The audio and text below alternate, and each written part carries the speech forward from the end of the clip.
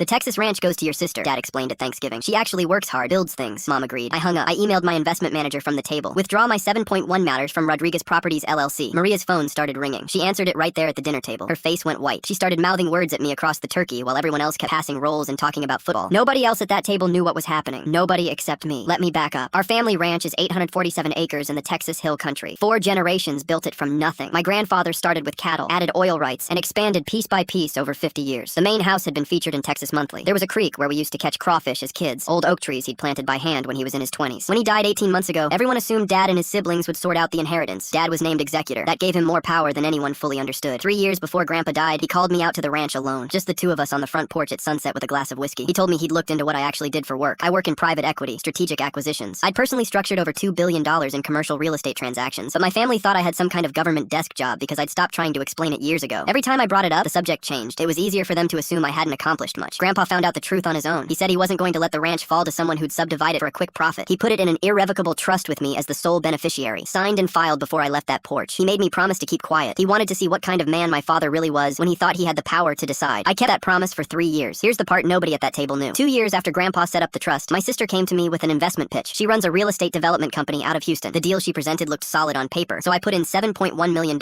through a blind trust so it wouldn't become a family situation. I told myself I was helping her build something real. I genuinely believed it. 8 months ago, my firm was approached about a separate deal involving her company. We ran full forensic due diligence. What the accountants found stopped me cold. Her company had been systematically inflating property values, using substandard materials while charging premium prices, and shuffling money between accounts to hide the losses. My $7.1 million hadn't built anything. It had gone toward paying off burned investors, settling construction complaints quietly before they became lawsuits, and funding a lifestyle that looked impressive on Instagram but had nothing underneath it. Her company was $4.2 million in debt, with 3 active lawsuits she hadn't disclosed. Without my capital, she had roughly 90 days before complete collapse. I sat on that report for months. She was still my sister. I didn't know what to do with it. Then Dad called the week before Thanksgiving. He told me calmly that the ranch was going to her. Said she was a builder, a visionary, someone who understood real property. Said I had my little government job and that was fine, but Maria had actually created something meaningful. He didn't ask what I did. He never had. The decision was already made. She was planning to turn Grandpa's ranch into a luxury subdivision, 65 homes, a boutique hotel near the main house. She'd already named it Rodriguez Ranch Estates. Every oak tree Grandpa planted by hand gone. So I made my decision. I flew in for Thanksgiving and didn't say a word. I sat at the table while Dad gave his speech about legacy and stewardship. I watched my sister stand up and talk about honoring Grandpa while she already had the brochures half designed. She even looked across the room at me and said, "That's the difference between us. I think bigger, build bigger." Then I picked up my phone and sent the email. Withdrawal complete. $7.1 million.